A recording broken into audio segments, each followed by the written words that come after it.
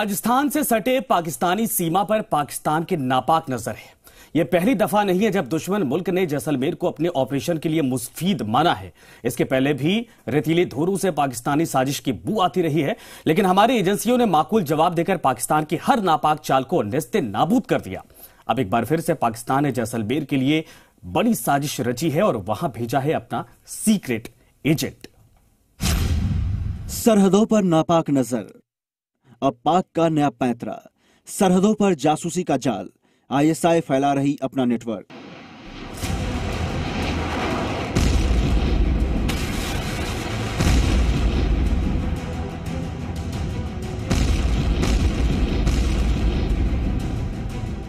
कहते हैं कि कुत्ते की दुम को भी अगर 100 दिन सीधी करके रख दी जाए तो भी वो सीधी नहीं होती।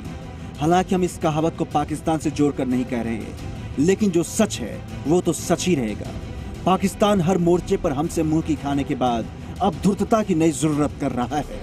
जी हां, आतंकिस्तान की नजर अब हमारी सरहद और सरहदी इलाके पर है। बस पैंतरा इस बार आर पार का नहीं बल्कि जासूसी और रेकी का है।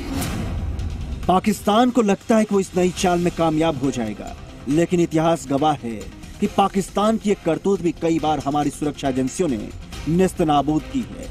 लेकिन कोई चारा नहीं बचा तो पाकिस्तान एक बार फिर अपनी फूंकी हुई कारतूस दागने को आमादा है और एक बार फिर से आईएसआई के लिए सबसे मुफीद बना है जैसलमेर। जैसलमेर में रहता है सेना का सबसे ज्यादा मूवमेंट।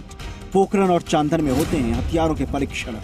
पश्चिम इलाके का यहाँ है महत्वपूर्ण एयरबेस। यहाँ मौजूद है पाक विस्थापितों की सबसे बड़ी तादाद। ये वो तमाम कारण है जिसकी वजह से पाकिस्तान की हमेशा नजर जैसलमेर पर रही है। 1965 और 1971 के युद्ध में यहाँ के धोरों में हमारे जवानों ने पाकिस्तान को जमकर लताड़ा था और धूल चटाकर मात दी थी। सिर्फ आर पार की लड़ाई में ही नहीं बल्कि यहाँ जासूसी की कोशिश भी कई बार नाकाम की गई है। एक वक्त था जब इस इलाके की सीमा खुली हुई थी और काबुल से व्यापारी यहाँ से होकर भारत में व्यापार करने जाते थे, लेकिन तब से आज तक पाकिस्तान यहाँ जासूसी का जाल बिछाने में लगा रहा। साल 2015 में यहाँ पकड़ा गया पाक जासूस, पोखरण का पटवारी जासूसी करते गिरफ्तार। बात 2015 के अंतिम महीनों की है जब पोखरण के पटवारी गोवर्धन सिंह को भारतीय खुफिया एजेंसियों ने गिरफ्तार किया था। गोवर्धन सिंह पोखरण इलाके के खेतोलाई में पटवारी का काम करता था। खेतोलाई वह जगह है जहां पर भारत ने परमाणु परीक्षण किए थे और भारतीय सेनाओं के सभी हथियारों का यहां पर परीक्षण होता रहा है। ऐसे में जासूस पटवारी अपनी पटवारी की नौकरी की आड़ में सेना के मूवमेंट की सूचनाएं पाकिस्तान की खुफिया एजेंसी आईएसआई को भेजा करता था। साल 2016 में पाक ने डाकघर को बनाया निशाना। जवानों की चिट्ठियां लीक करने की रची साजिश। कई टॉप सीक्रेट चिट्ठियां हुई गायब, तब हुआ खुलासा। फरवरी 2016 में आईएसआई ने जैसलमेर और बाड़मेर इलाके के डाकघरों को अपना निशाना बनाया। डाकघर इसलिए क्योंकि यहाँ पर सीमा पर तैनात फौजियों की चिट्ठियां आती थी और दिल्ली से सेना के लिए जारी निर्देश भी इन्हें डाकघरों के जरिए सीमा तक पहुंचते थे। पाकिस्तान ने डाकघर कर्मचारियों को लालच देकर कई टॉप सीक्रेट चिट्ठियां गायब करवा दी। बाद में पोस्ट मास्टर सहित 6 लोगों को गिरफ्तार किया गया था। साल 2016 में ही पकड़े गए 8 और जासूस टेक्सटाइल व्यापार की आड़ में करते थे जासूसी। 2016 के अगस्त महीने में जासूस नंदलाल गर्ग उर्फ नंदू महाराज को उसके 7 अन्य साथियों के साथ गिरफ्तार किया गया था।